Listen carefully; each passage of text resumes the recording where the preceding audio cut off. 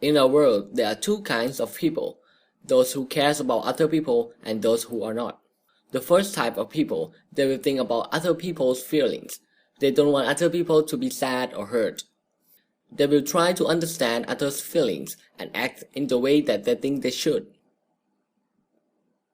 The second type of people, other people's feeling has no matter to them, because they don't care about what you say or think. We might see them as selfish people, but is it really true? Christopher, a character in the story of the curious incident of the dog in the night time. He has a dream when he sleeps, like every human does, but his favorite one is a bit different from normal children.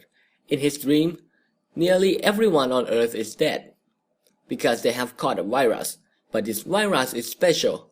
People get this virus if they understand the meaning of something that an infected person says or acts on their face.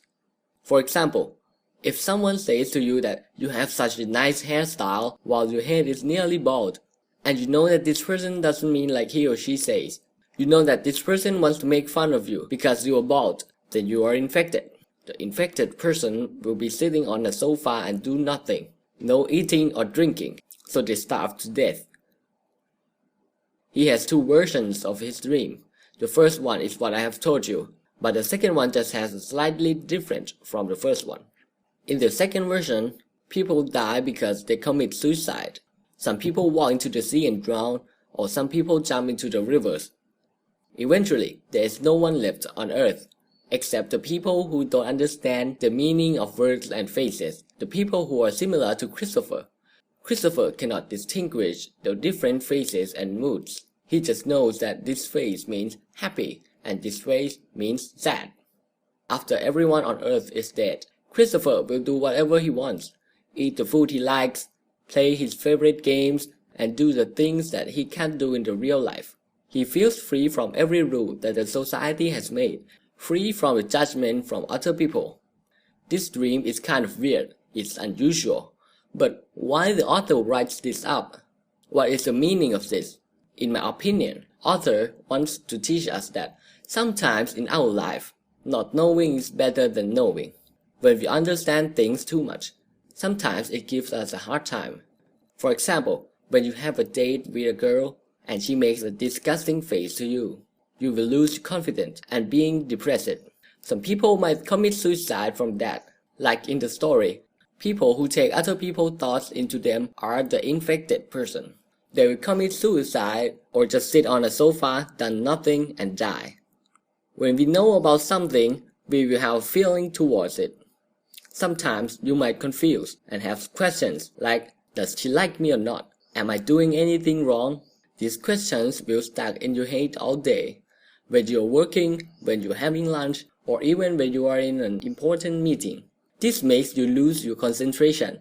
Your work that has always been perfect may turn into garbage in 1 second. But Christopher won't have a situation like this because he doesn't care about what other people think about him. He won't have these questions in his mind. Actually, he will think that this is very nonsense to think about this question. Rudyard Kipling, a famous English writer, has said, words are, of course, the most powerful drug used by mankind. If it is being used in the right way, it can be a really good healing. But on the other hand, it can be turned into a weapon.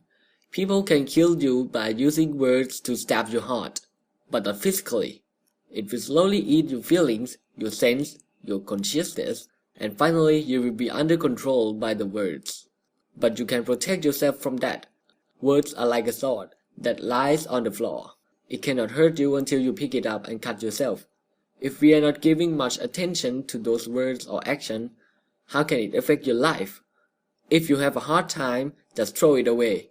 Don't care about what other people might think, because they have nothing to do with your future. They are not going to help you make money, or even help you graduate. Being sad when other people are sad won't make anything better, it's even worse. Stop thinking about other people if you still cannot walk on your own. Don't let small things pull you down. Just these simple ways, you won't be infected by the virus anymore.